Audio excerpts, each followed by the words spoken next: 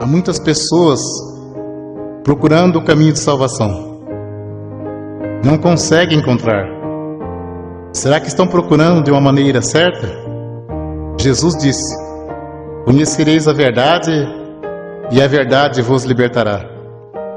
Em Provérbios, capítulo 14, verso 12 diz: há caminho que ao olho do homem parece direito, mas o fim dele são os caminhos da morte. No Evangelho segundo Mateus, capítulo 15, verso 14 diz: se um cego guiar outro cego, ambos cairão na cova. Em Jeremias capítulo 17, verso 5 diz: maldito o homem que confia no homem. Então tudo que for falado aqui, você pode conferir aí na sua Bíblia Sagrada, para que você possa entender o caminho da verdade. Se Deus não tivesse plano de salvação na tua vida, esta mensagem não teria chegado até você. Entrai pela porta estreita, porque largo é o caminho que conduz à perdição, e muitos são os que entram por ela. O apóstolo Paulo escreveu: se o julgamento começa por nós, qual será o fim daqueles que são desobedientes ao Evangelho de Deus?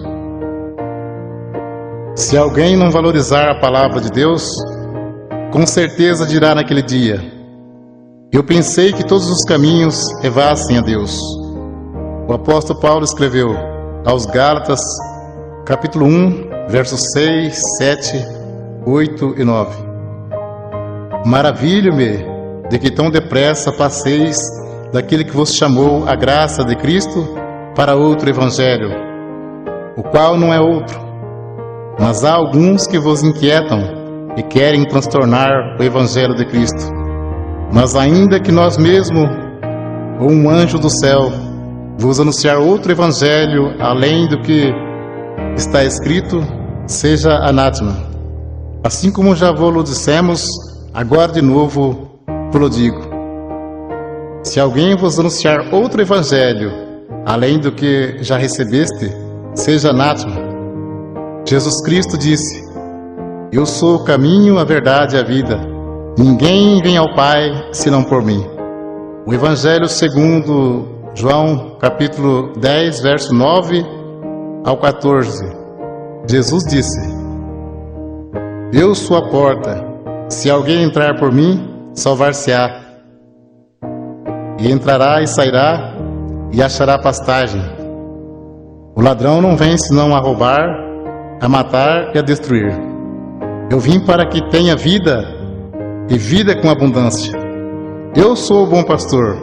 O bom pastor dá sua vida pelas ovelhas.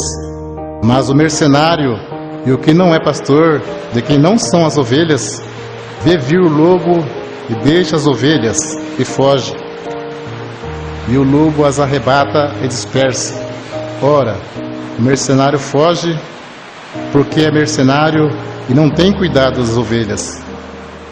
Jesus disse: eu sou o bom pastor, e conheço as minhas ovelhas, e das minhas sou conhecido.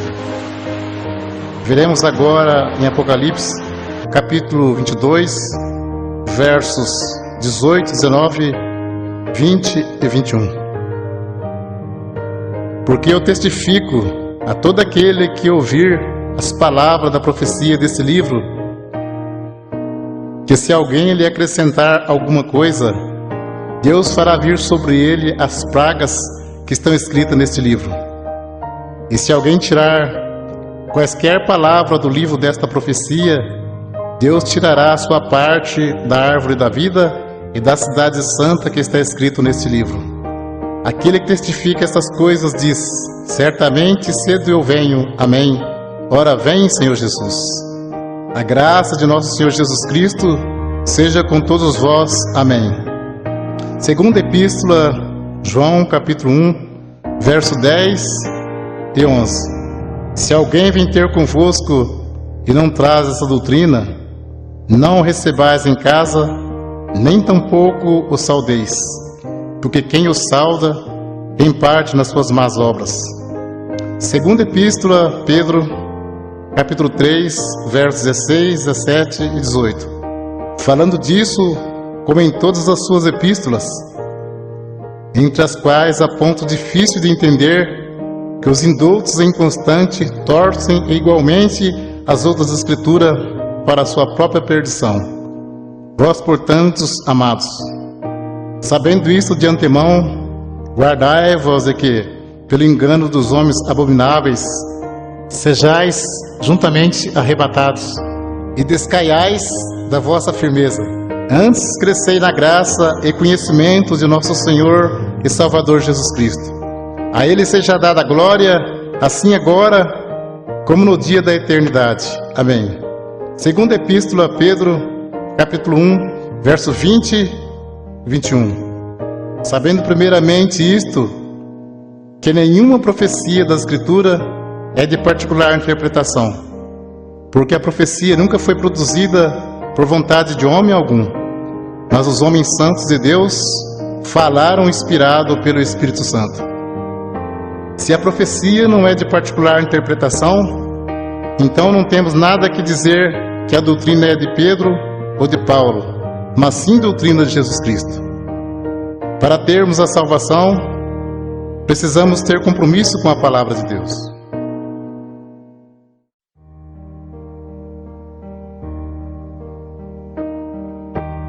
Vamos ver o batismo verdadeiro aos Efésios, capítulo 4, verso 4, 5, 6 e 7.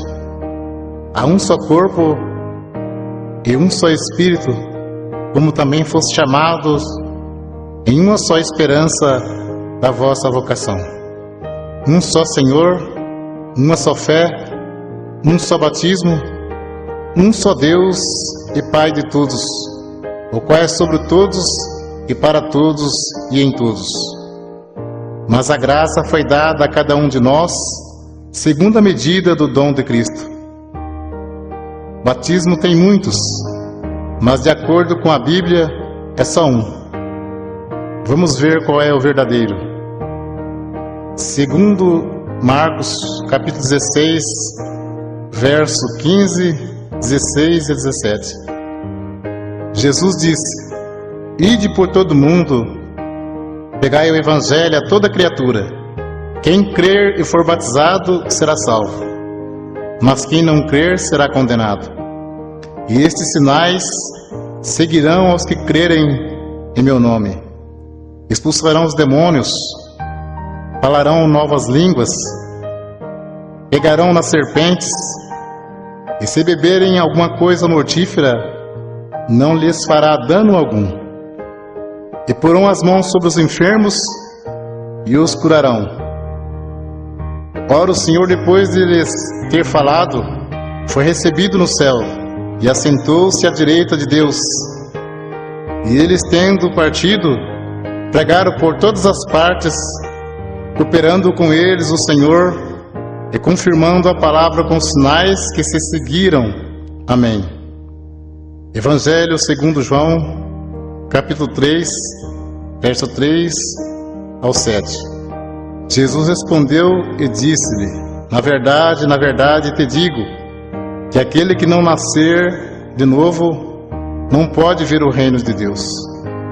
Disse-lhe Nicodemos: como pode um homem nascer sendo velho? Porventura pode tornar a entrar no ventre de sua mãe e nascer? Jesus respondeu: na verdade te digo, que aquele que não nascer da água e do Espírito não pode entrar no reino de Deus. O que é nascido da carne é carne, e o que é nascido do Espírito é Espírito. Não te maravilhes de ter dito: necessário vos é nascer de novo. O novo nascimento e a regeneração só se recebe pela fé em Jesus Cristo, que pelo nosso pecado foi entregue e ressuscitou para nossa justificação. Vamos ler agora quais palavras faladas no batismo, de acordo com a palavra de Deus. Atos dos Apóstolos, capítulo 2, versos 37, 38 e 39. As primeiras conversões. E ouvindo eles isto, compungiram-se em seus corações E perguntaram a Pedro e aos demais apóstolos: que faremos, varões irmãos? E disse-lhe Pedro: arrependei-vos, e cada um de vós seja batizado em nome de Jesus Cristo para perdão dos pecados, e recebereis o dom do Espírito Santo. Aos Colossenses, capítulo 3, verso 17: e quando fizerdes por palavras ou por obras, fazei tudo em nome do Senhor Jesus, dando por ele graças a Deus Pai. Continua o assunto do batismo. Evangelho segundo Mateus, capítulo 28, versos 16, 17, 18, 19 e 20. E os 11 discípulos partiram para a Galiléia, para o monte que Jesus lhe tinha designado. E quando o viram, o adoraram, mas alguns duvidaram. Disse Jesus: portanto, ide, ensinai todas as nações, batizando-as em nome do Pai, do Filho e do Espírito Santo, ensinando a guardar todas as coisas que eu vos tenho mandado. E eis que estou convosco todos os dias, até a consumação dos séculos. Amém. Então, conforme vemos, as palavras faladas no batismo de imersão nas águas é: em nome de Jesus Cristo te batismo, e em nome do Pai, do Filho e do Espírito Santo. Como se sauda o povo de Deus quando se encontra ou se despede? Aos Colossenses, capítulo 3, verso 15: e a paz de Deus, para a qual também foste chamados em um corpo, domine em vossos corações e sede agradecidos.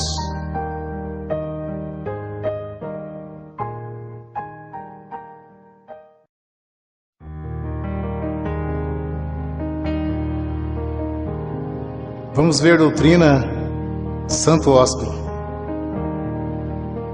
Nós vamos ver qual é a igreja de Cristo que diz na Sagrada Escritura. Aos Romanos, capítulo 16, versos 16, 17 e 18: saudai-vos uns aos outros com o santo ósculo. As igrejas de Cristo vos saúdam. E rogo-vos, irmãos, que noteis os que promovem dissensões e escândalo contra a doutrina que aprendeste.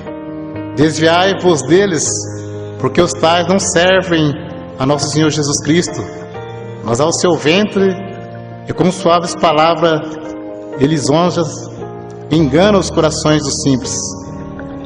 Também em primeira epístola a Pedro, capítulo 5, verso 14: saudai-vos uns aos outros com o ósculo de caridade. Paz seja com todos, vós que estáis em Cristo Jesus. Amém. Vamos ver agora a doutrina do véu. 1 aos Coríntios, capítulo 11: e louvo-vos, irmãos, porque em tudo vos lembrais de mim, e retende os preceitos como vou-lo entreguei. Mas quero que saibas que Cristo é a cabeça de todo varão, e o varão a cabeça da mulher, e Deus a cabeça de Cristo. Todo homem que ora ou profetiza, tendo a cabeça coberta, desonra sua própria cabeça, mas toda mulher que ora ou profetiza com a cabeça descoberta, desonra sua própria cabeça, porque é como se estivesse rapada. Portanto, se a mulher não se cobre com o véu, tosquie-se também. Mas se para a mulher é coisa indecente tosquear-se ou rapar-se, que põe o véu. O varão, pois, não deve cobrir a cabeça, porque é a imagem e glória de Deus, mas a mulher é a glória do varão. Porque o varão não provém da mulher, mas a mulher do varão. Porque também o varão não foi criado por causa da mulher, mas a mulher por causa do varão. Portanto, a mulher deve ter sobre a cabeça sinal de poderio por causa dos anjos. Todavia, nem o varão é sem a mulher, nem a mulher sem o varão no Senhor. Porque como a mulher provém do varão, assim também o varão provém da mulher. Mas tudo vem de Deus. Julgai entre vós mesmo. É decente que a mulher ore a Deus descoberta? Ou não vos ensina mesmo a natureza que é desonra para o varão ter cabelos crescidos? Mas ter a mulher cabelos crescidos lhe é honroso, porque o cabelo lhe foi dado em lugar de véu. Mas se alguém quiser ser contencioso, nós não temos tal costume, nem as igrejas de Deus. Até o texto diz como as mulheres devem se apresentar-se na igreja. Então é bem claro, ter a mulher cabelos crescidos lhe é honroso, porque o cabelo foi dado em lugar de véu. Então, se o cabelo é dado em lugar de véu, não pode cortar nem tosquear. Mas se para a mulher é coisa indecente tosquear-se ou rapar, que põe o véu. Se tivesse escrito somente do cabelo, não mandaria pôr, porque o cabelo já está no lugar. Uma cortina você põe e tira. O véu a mulher põe e tira. Uma pergunta: julgai entre vós mesmo. É decente que a mulher ore a Deus descoberta? Não. Para você entender mais fácil, aqui fala de 2 mandamentos. A mulher não pode cortar o cabelo, porque ter a mulher cabelos crescidos lhe é honroso, e tem que pôr o véu branco. Portanto, a mulher deve ter sobre a cabeça sinal de poderio por causa dos anjos. Tem que se cobrir com o véu quando for orar e profetizar. Vamos ler 1 Coríntios capítulo 14, verso 32 ao 37.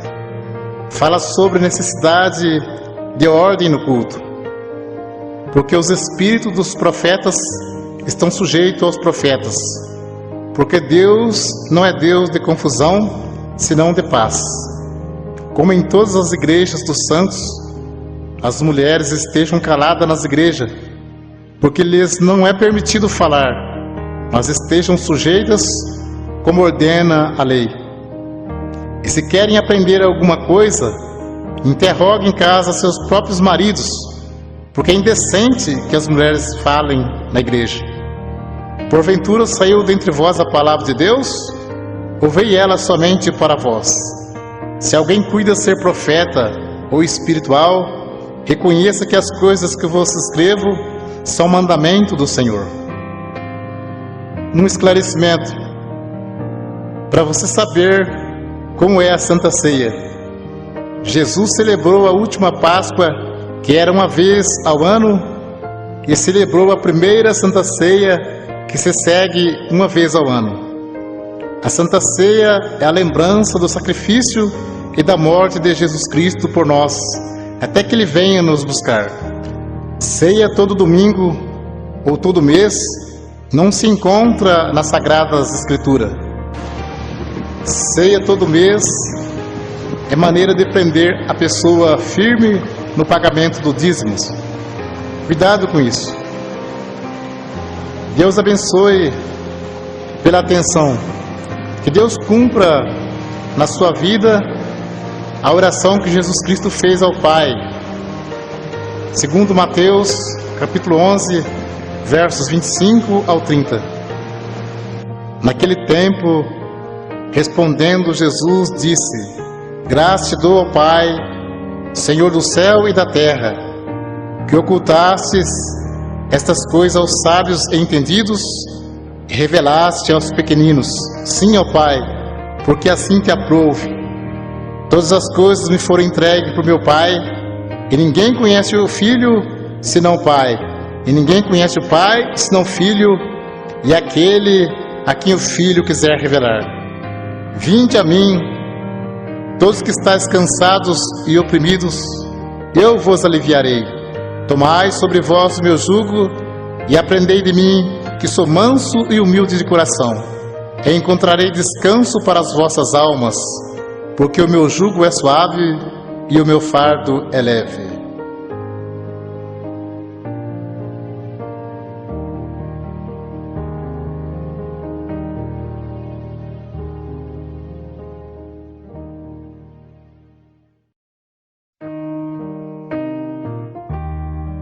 O assunto agora é sobre dízimos. Velho Testamento, Malaquias, capítulo 3, versos 8 e 10. Roubará o homem a Deus? Todavia vós me roubais e dizeis: em que te roubamos?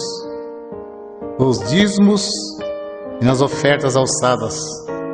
Trazei todos os dízimos à casa do tesouro, para que haja mantimento na minha casa.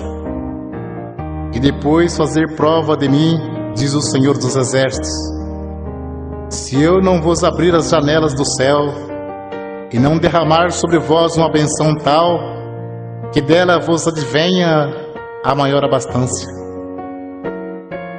Alguém levava um animal perfeito e o sacerdote negociava o animal perfeito e sacrificava um animal imperfeito no lugar. Nisso que eles estavam roubando a Deus. Digo sempre, Deus não usa dinheiro. Coleta é para o próprio bem do povo de Deus. Se Deus não abrisse as janelas do céu e não mandasse chuva, a terra não produzia alimento. As tribos de Israel receberam herança, menos a tribo sacerdotal, que era a tribo dos levitas. Eles não receberam herança, então eles recebiam parte do dízimos para se manter. Por isso que dizia, trazer os dízimos para que haja mantimento na casa do tesouro. Não se tratava de dinheiro, mas de mantimento. Não há mais casa do tesouro. Jesus disse, minha casa é chamada por todas as nações casa de oração. Evangelho segundo Mateus, capítulo 10, versos 5 ao 10. Jesus enviou esses 12, ele ordenou dizendo, não ireis pelo caminho das gentes, nem entreis em cidade de samaritanos, mas ide diante as ovelhas perdidas da casa de Israel. E indo pregai, dizendo, é chegado o reino dos céus. Curai os enfermos, limpai os leprosos, ressuscitai os mortos, expulsai os demônios, de graça recebestes, de graça dai. Não possuai ouro, nem prata, nem cobre em vossos cintos, porque digno é o operário do seu salário. Nem alforje para o caminho, nem duas túnicas, nem alparcas, nem bordão, porque digno é o operário do seu alimento. Podemos cumprir com alegria a missão de anunciar o Evangelho da graça. Jesus já pagou a nossa salvação com o precioso sangue que ele derramou no duro madeiro da cruz. E enviando o apóstolo disse, de graça recebeste, de graça dai. Não precisa explorar ninguém. A parte material, Deus tudo provê na nossa vida. Jesus Cristo, sendo Filho de Deus, não poderia vir desfazendo a lei de Deus. Tanto é que ele foi circuncidado ao 8º dia, segundo o uso da lei. Foi levado ao templo para ser consagrado, segundo o uso da lei. E cumpriu celebrando a última Páscoa. Então ele cumpriu a lei e trouxe a graça. A lei e os profetas duraram até João. A graça e a verdade vieram por Jesus Cristo. Hebreus capítulo 7, versos 9, 18 e 19. E para assim dizer, por meio de Abraão até Levi, que recebe dízimos, pagou dízimos, porque o precedente mandamento é abrogado por causa da sua fraqueza e inutilidade. Pois a lei nenhuma coisa aperfeiçoou, e desta sorte é introduzida uma melhor esperança, pelo qual chegamos a Deus. Hebreus capítulo 7, versos 12, 13 e 14. Porque mudando-se o sacerdócio, necessariamente se faz também mudança da lei. Porque aquele de quem essas coisas se dizem, pertence a outra tribo, da qual ninguém serviu ao altar, visto ser manifesto que nosso Senhor procedeu de Judá, e concernente a esta tribo, nunca Moisés falou de sacerdócio, porque dele assim se testifica: tu és sacerdote eterno, segundo a ordem de Melquisedeque. Jesus procedeu da tribo de Judá, e não da tribo de Levi, que era a tribo dos sacerdotes. Então, se muitos espertalhões pregam que tem que pagar dízimo hoje, por que eles não se preocupam em cumprir mais algum mandamento da lei? Porque o assunto deles é só dinheiro.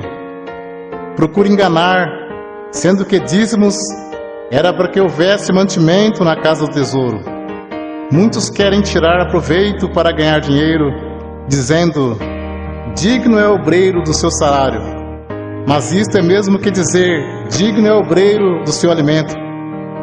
O apóstolo Paulo disse em Atos capítulo 20, versos 33 ao 36: de ninguém cobicei a prata, nem o ouro, nem o vestido. Vós mesmos sabeis que para o que me era necessário a mim e aos que estão comigo, essas mãos me serviram. Tenho-vos mostrado em tudo que, trabalhando assim, é necessário auxiliar os enfermos e recordar as palavras do Senhor Jesus, que disse: mais bem-aventurado coisa é dar do que receber. E havendo dito isto, pôs-se de joelhos e orou com todos eles. Mas o assunto viver do Evangelho era alimento, e não receber dízimos. Para você entender mais fácil, os apóstolos poderiam viajar em missão e ficar na casa de alguém não crente e ali se alimentar por alguns dias. E como Deus estava chamando também pessoas pobres, em vez dos apóstolos pedir dinheiro aos novos convertidos, eles os ajudavam. Vamos ler aos Romanos capítulo 15, versos 26 e 27. Porque pareceu bem a Macedônia e a Caia fazerem uma coleta para os pobres dentre os santos que estão em Jerusalém.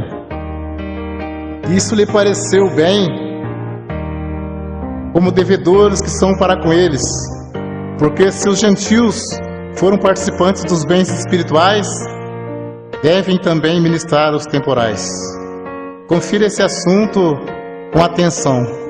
Paulo disse em 1 Coríntios, capítulo 9, verso 12 ao 14 e 15 ao 18. Se outros participam deste poder sobre vós, por que não mais justamente nós? Mas nós não usamos desse direito, antes suportamos tudo para não pormos impedimento algum ao Evangelho de Cristo. Não sabeis vós que os que administram o que é sagrado comem do que é do templo, e que os que de contínuo estão junto ao altar participam do altar? Assim ordenou também o Senhor aos que anunciam o Evangelho que vivam do Evangelho.